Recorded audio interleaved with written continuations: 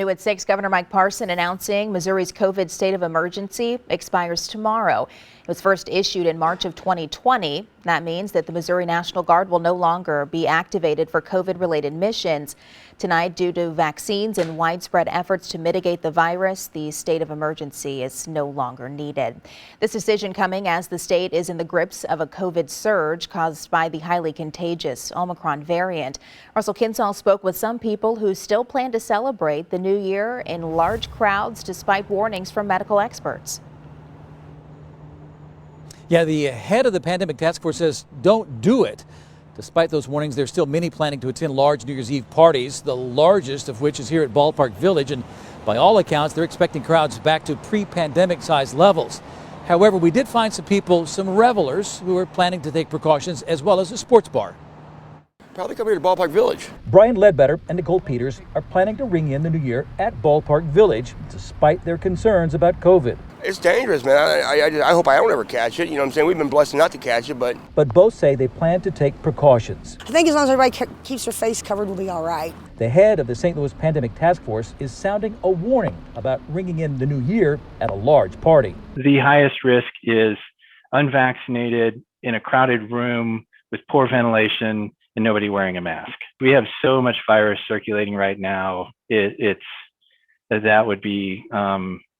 That'd be a very dangerous situation. Paul Hebing and his family came to town from Memphis just to ring in the new year, but they don't plan to take any risks. We don't want to be in big crowds. We're heading out to a restaurant now, but we might not eat in there. We'll just kind of play it by ear. But yeah, we're really trying to not hit the crowds too much. Last year's Missouri History Museum New Year's Eve countdown at noon saw a smaller crowd. There won't be any limits on crowd size this year, but masks will be required.